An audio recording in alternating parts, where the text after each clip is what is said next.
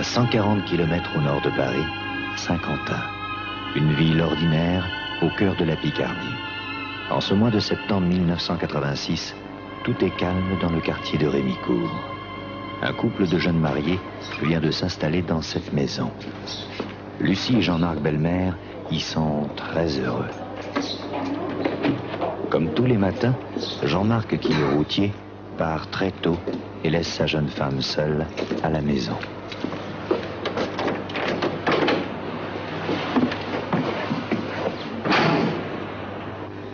Lucie, elle, ne travaille pas. Elle se lève plus tard et elle adore prendre son temps. Son petit déjeuner est un moment privilégié.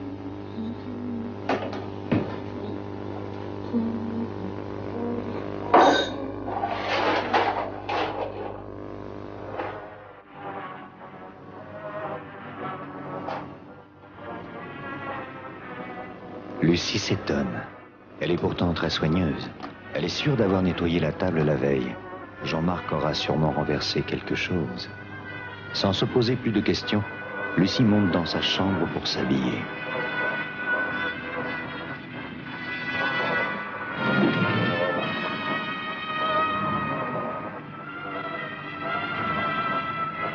C'est étrange.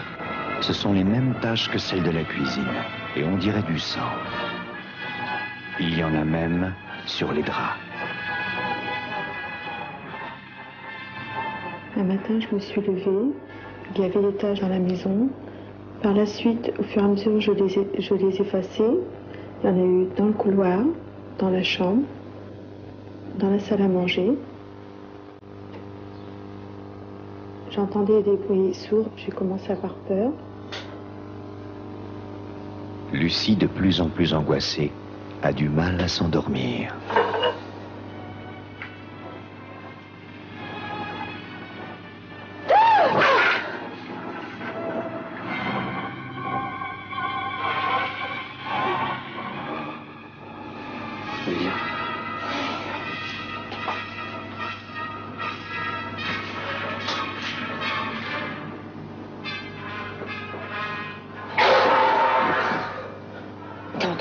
On entendait des bruits de vaisselle, des meubles qu'on tirait, des portes claquées, mais il n'y avait jamais rien.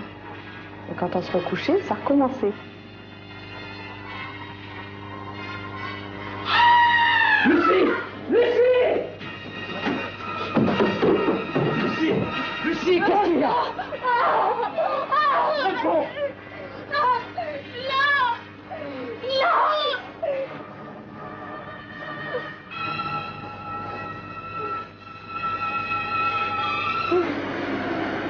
Terrorisés, Jean-Marc et Lucie Bellemare ont aussitôt prévenu la police.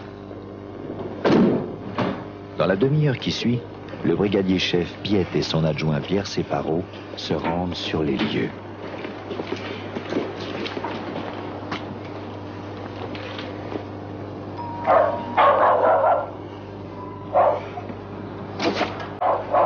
Bonjour madame, police municipale. Bonjour, messieurs. J'ai averti mes parents. Entrez. Nous avons été voir la police municipale, qui ne croyait pas tellement au début. Quand ils sont venus, ils ont constaté les taches de sang. Les policiers ont pensé que c'était le chien qui aurait pu être blessé à la queue et projeter du sang partout. Nous avons regardé et le chien n'était pas blessé. Nous, on était venus surtout pour rassurer un peu les gens. Dans un premier temps, on ne croyait pas au fantôme. Nous allons faire l'enquête.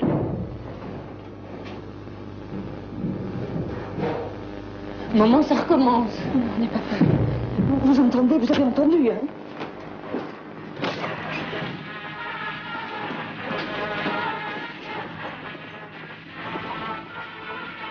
Monsieur, est-ce que vous avez déplacé quelque chose chez vous? Non, monsieur.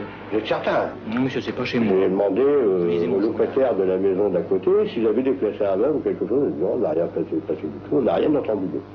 On n'a rien déplacé, on n'a rien entendu. Alors là, c'est déjà un fait que, il a dit, il y a quand même quelque chose qui se passe, en notre présence.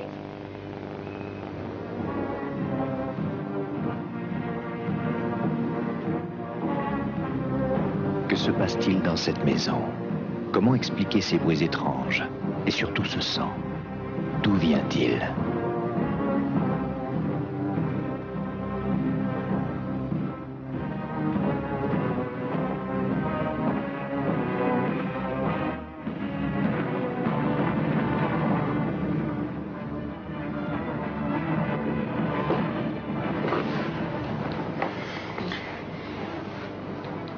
te plaît, tu ne vas pas. Reste. C'est pas possible, tu le sais bien. Oh, j'ai peur. Ne t'inquiète pas. Et puis il y a la police maintenant.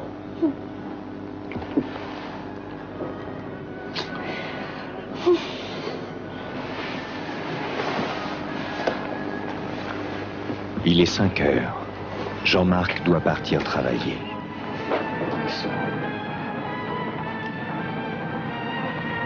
Lucie reste seule dans la maison avec son chien. Mais maintenant, elle a peur.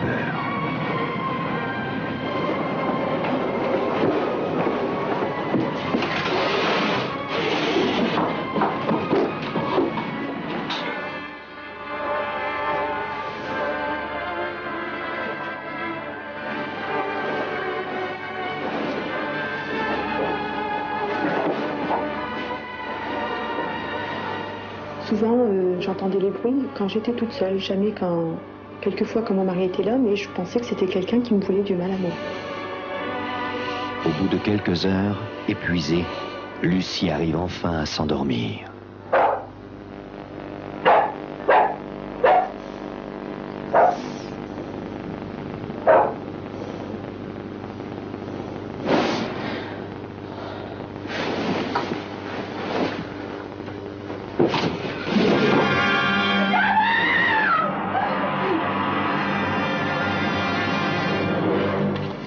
Ces moments de terreur l'obsèdent. Lucie a du mal à vivre normalement. Car plus rien n'est normal. Cette porte, la porte de la cave, elle est toujours fermée d'habitude. Intriguée, Lucie s'engage malgré elle dans l'escalier de la cave.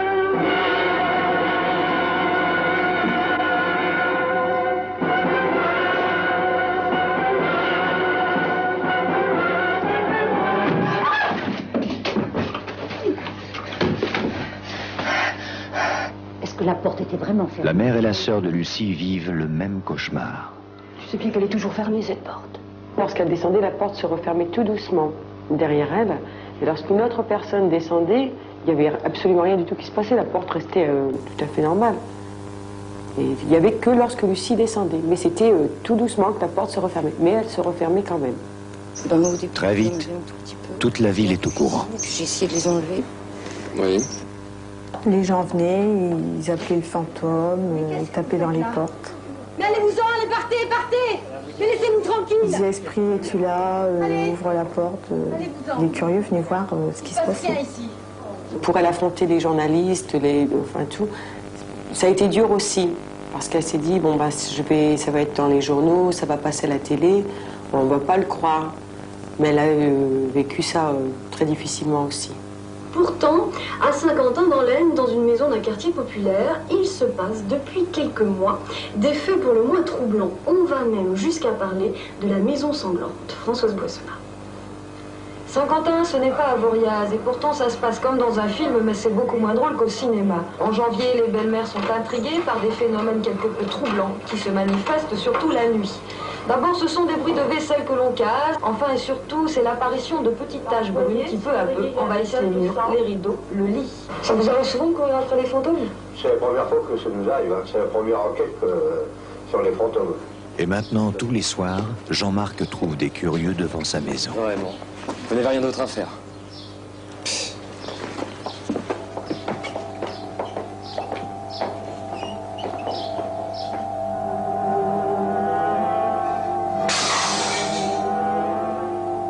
Quels sont ces phénomènes étranges? Quel secret renferme ces murs?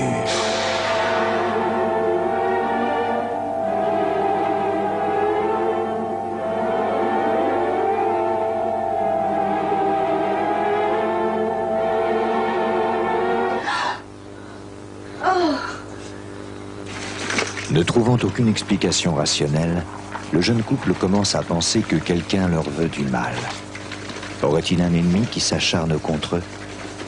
La police s'interroge. Pour en avoir le cœur net, elle met en place un dispositif très particulier. Le chef avait dit, ce qu'on va faire, on va étendre de la farine sur le sol. Hein. Donc dans l'entrée, La farine par terre, s'il y a quelqu'un qui passe, les traces, pas de problème. Hein. On saura tout de suite si ça tient de la farce et de la bande dessinée. Alors ça y est, tout est en place. J'ai tout vérifié, il ne reste aucune trace. Oui. Je garde les clés. Rendez-vous demain matin pour 8h30. Tout au long de l'enquête, du fait qu'on n'aboutissait à rien, les policiers ont conseillé à Lucie de quitter la maison. Toutes les fois que Lucie devait retourner chez elle, elle y allait accompagnée de la police. Bon, on va aller voir si s'est passé quelque chose à l'intérieur. Ils espèrent tous que la réponse est derrière la porte.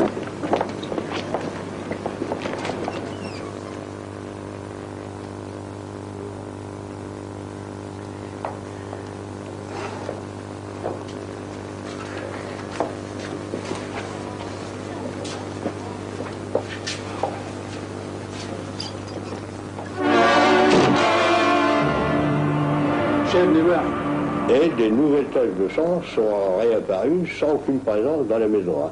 Sur le sol, sur la table de la cuisine et sur le papier du couloir.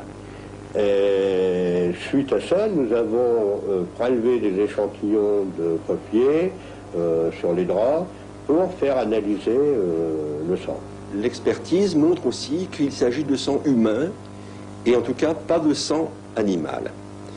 Ces deux éléments sont concordants et de telle manière qu'il est absolument exclu qu'il s'agisse d'autre chose. Il s'agit de sang humain, exclusivement de sang humain. Mais c'est vrai que le rapport n'exclut pas une origine surnaturelle, c'est vrai. Bonjour madame, je vous présente la personne dont je vous ai parlé, monsieur est médium. Bonjour madame. Bonjour monsieur. Me permettez-vous d'entrer? Un jour, avec la police, un médium est venu nous voir. Il a regardé toute la maison et il nous a dit qu'il y avait quelque chose dans la cave. Est-ce que ce phénomène prend sa source dans les murs?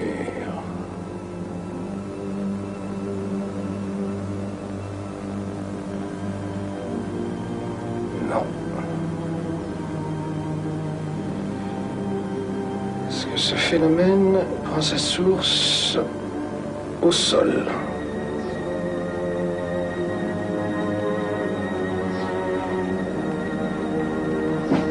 Oui.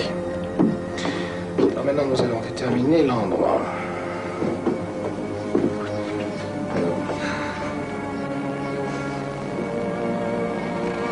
C'est ici qu'il faut creuser.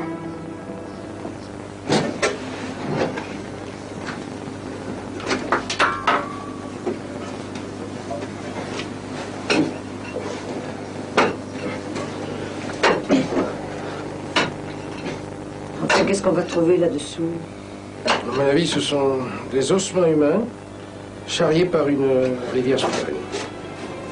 Ou alors, à moins qu'un crime ait été commis dans cette maison et le corps est enterré ici.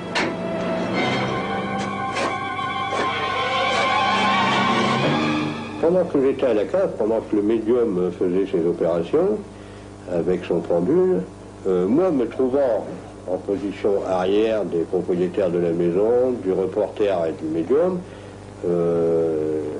confondant les activités du médium, j'ai eu comme des impulsions de doigts sur le bras gauche, sur le biceps du bras gauche, mais sur l'arrière.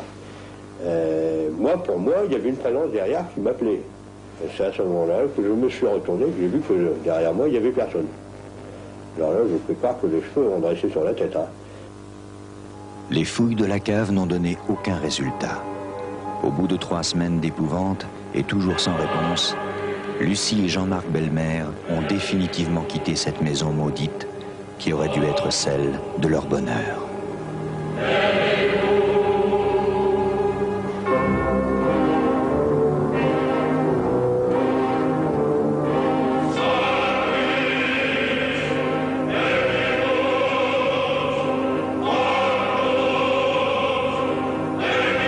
Comment expliquer ce qui s'est passé? 6 ans après, ils ne le savent toujours pas.